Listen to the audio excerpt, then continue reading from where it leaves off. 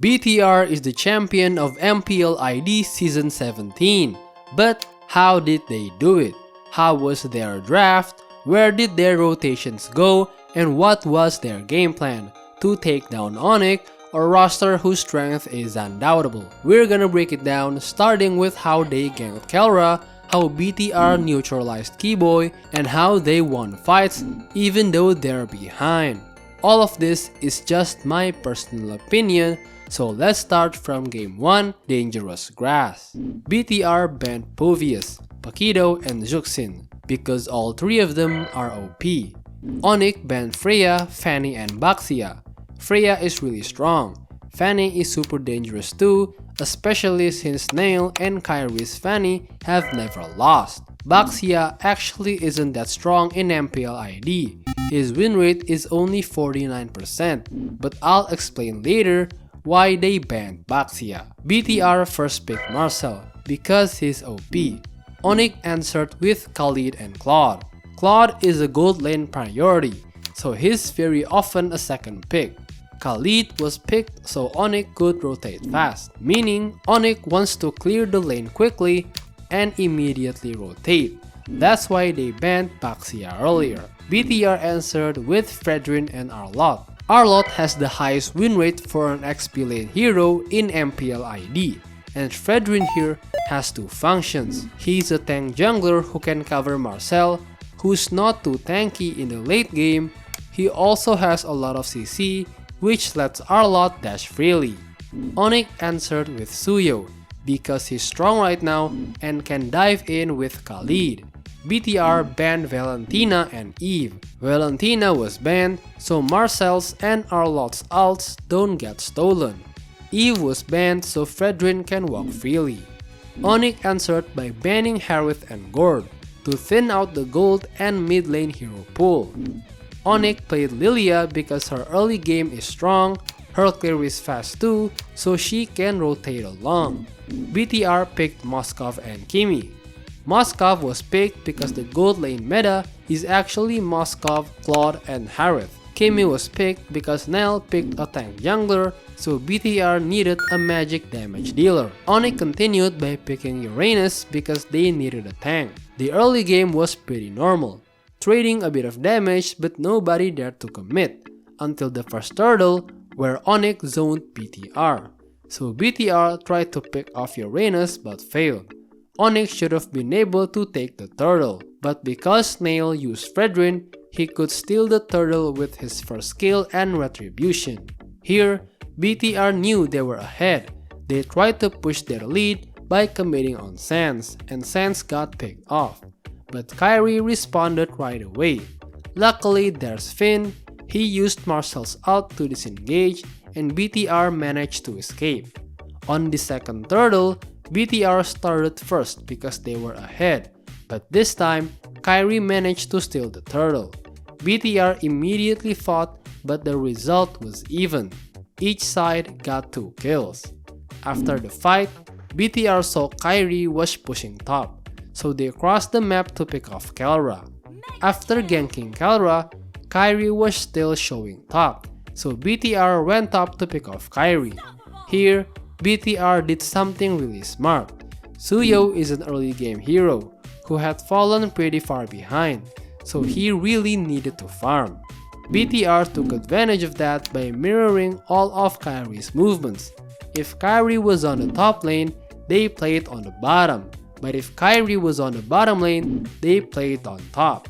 And because Kyrie was farming, the fights were always 5v4. With that, Onic kept getting pressed. BTR could easily grab the Lord and then easily end game 1. After BTR won, I wasn't surprised because even in the upper bracket, BTR won the first game. So this match is still 50-50 in my opinion. In game 2, the band still followed the same strategy. Onic and BTR both banned OP heroes, but this time, Onic had the first pick. They picked Pakido, an XP laner who's super OP in MPL PH, a hero who got Sanford the finals MVP. Here, BTR picked Claude and Baxia. Claude is a priority, and Baxia is actually secretly strong. Even though in the MPL ID, his win rate is only 49%, in MPL PH, his win rate is 60%. In fact, in the MPL PH Grand Finals, Baxia was always banned. Onic answered with Fredrin and Harith. Fredrin is a frontline because Paquito is a squishy hero, while Harith is a gold laner who can match Claude. BTR answered with Sora, an XP laner who's super strong in teamfights. Onto the ban phase, Onic banned Eve and Valor, so Paquito and Fredrin can move freely. BTR banned Valentina and Cho. Valentina was banned so Sora's ult doesn't get stolen, while Cho is a respect ban on Keyboy's hero, and also so Claw's ult can't be cancelled by Cho's first skill. BTR continued by picking Atlas to combo with Sora, and also to make it hard for Harith to dash. Onic answered with Luoyi and Glue. Luoyi is super strong when comboed with Fredrin and Glue to pick off enemies. BTR answered with Kimi, so there's a magic damage dealer. From here, we can see that BTR's game plan is to teamfight, while Onic's game plan is to pick off. Onic is ahead in the early game, but BTR is ahead in the late game. In the early game, everyone focused on farming until the first turtle. Onic started the turtle first because the gold lane matchup was Harith versus Claude. Claude clears faster than Harith, so if Onic waited longer, Claude could come down to help. Unfortunately, Nile won the retribution battle and got the kill. BTR immediately gained a big advantage. This play is really good for BTR because remember, Onic has to win early since they play a pick-off strategy, and Nail just made Onic fall behind in the early game. Both teams focus on farming until the second turtle. BTR started the turtle first because they were ahead, and because their composition is strong in teamfights, they used the turtle just as bait. As a result, Finn opened the fight with Flicker for skill ult on Sans, and BTR immediately followed up. BTR's fight was also super clean. They played push and pull, they waited for Harith's ult to run out first, then went all in. Onic couldn't do anything, and BTR gained 3 kills. BTR, knowing they were ahead, immediately played more proactively. They harassed the jungle and tried to find opponents who were offside. But Onic also understands exactly how to play when behind on gold. They rarely showed on the map and just farmed near the turret. Onic's strategy paid off too, because at the third turtle, Onic managed to turn it around. Onic knew that BTR's damage was on Kimi and Claude, so they immediately went all in on Eman. The positions were now flipped. Onic was now ahead by 2000 gold, and BTR could now only sit under their turrets. The problem is Onic plays a pick-off strategy while BTR plays a teamfight strategy. What BTR needed to do was just survive until the late game. Every time Onic took the Lord, BTR would contest and immediately go all in on Kelra. That's why even though Onic got the Lord, Onic couldn't push because Kelra was waiting to respawn. This kept happening over and over until minute 20, which is when Onyx's weakness started to show. Onic lost the teamfight, BTR got the Lord and managed to end the game. Honestly, I was super surprised BTR could go up to 0. The pressure is now shifted to Onic. We can see this from Coach CW's heartbeat in the Game 3 draft. Both teams banned OP heroes. Onic with the first pick this time got Baxia. BTR answered with Arlott and Claude. Onic continued with Moskov and Zuxin. Here, Moskov is better than Harith because BTR has Arlott who can shove Harith while he's dashing, while Zuxin is an OP hero. BTR answered with Akai to combo with Arlott. They couldn't pick Fredrin because Onic banned him.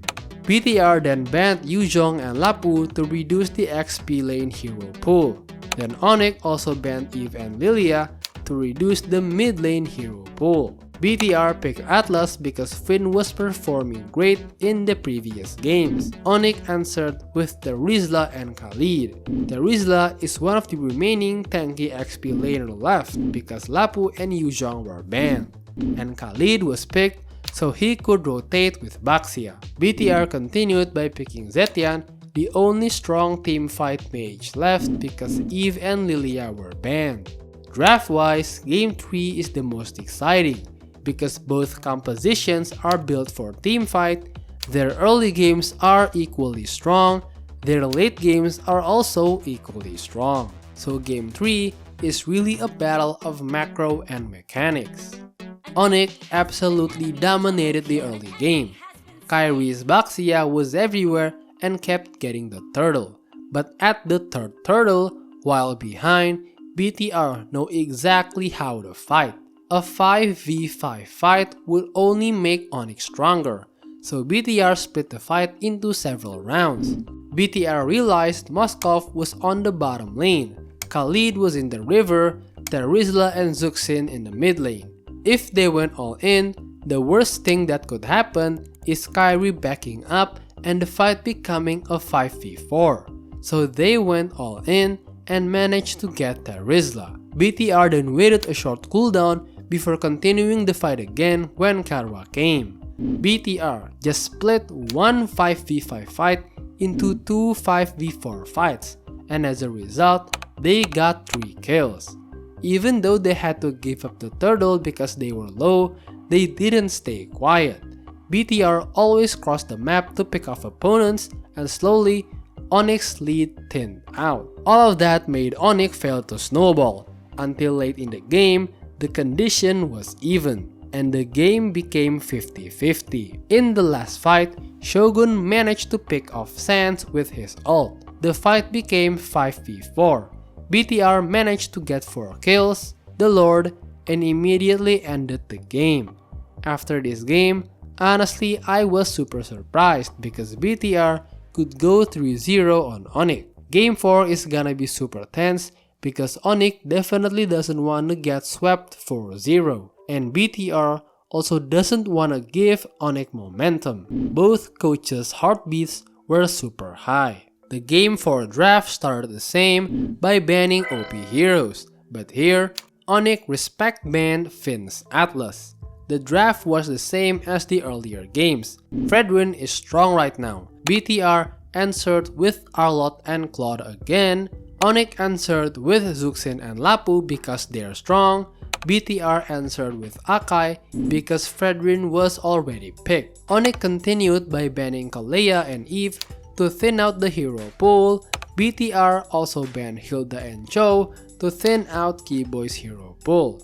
BTR continued by picking Khalid to help their early game, so the mid wouldn't get frozen by Zuxin. Onic answered with Hylos and Brody. Hylos is the remaining strong roamer because Hilda and Cho were banned, while Brody is a marksman who's strong in the early game. Honestly, I was surprised by this pick, because Brody will lose in the late game and lose in fights. Brody is only good for laning against Claude. BTR answered with Lilia because Lilia's clear is fast, so the mid wouldn't get frozen by Zuxin and could rotate with Khalid. In the game, the standings were super tight. Onic played carefully and BTR always responded to Onyx's movements. If Onic went for turtle, BTR crossed the map. At the second turtle, when Onic was starting it, BTR tried to fight carefully. This game was really tight. There was even a fight with no kills at all. The fight was just baiting opponents to use their spells. This kept happening. Even at minute 10, the kills were only 5 and the gold difference wasn't relevant either. Until finally at the first Lord, Lutpi managed to get a man, and Onic won the fight. Brody got Skypiercer stacks, Onic got the Lord, and immediately went up by 3000 gold. Onic immediately used this lead to push the turrets. Then they froze the minions after the Lord buff ran out, so BTR couldn't farm. And because at the second Lord, Onic was already ahead, they could easily take the Lord to end the game. The score became 3-1. At this moment, I honestly doubted Onic could win because they were too far behind. But let's take a look at Game 5. The draft is the same. I'm sure you get the pattern by now. Both teams banned OP heroes. BTR first picked Baxia. Onic answered with Zuxin and Claude. BTR answered with Moskov and Eve. Moskov was picked because Baxia deals magic damage, so they couldn't pick Harith again. Eve is a strong mage. Onic answered with Diomord, a strong jungler too. BTR then banned Cho and Khalid. Onic also banned Kalia and Atlas to reduce the roam hero pool, so Onic picked Hylos roam. BTR picked Yuzhong and Glue. Onic answered with Lapu Lapu. Same as Game 3, the draft is pretty even, so everything depends on mechanics and macro. The early game was pretty calm. Both teams farmed until level 4. At the first turtle, Lutpi rotated slower. Yuzhong managed to hit level 4 first and immediately ulted Kairi. Kairi got deleted instantly and didn't get the turtle. BTR continued fighting Onic, Lutpi died, and Kairi's purple buff got stolen by BTR. Kairi immediately fell behind in level, so Onic had to play under the turret until the second turtle. And at the second turtle, BTR's Glue and Yuzhong completely shut Kairi down. They immediately blocked Diomord and got the turtle again. BTR kept snowballing. Kairi dying made it easy for BTR to steal his farm. BTR really took advantage of their lead. Every time Onic wanted to farm, Baxia came. If Onic wanted to gank, Baxia backed up. And by minute 7, BTR was already ahead by 5,000 gold. Onic couldn't move, couldn't fight, couldn't farm, couldn't split push. And as a result, with just 2 lords, BTR could immediately end the game and become the champion of MPL ID Season 17.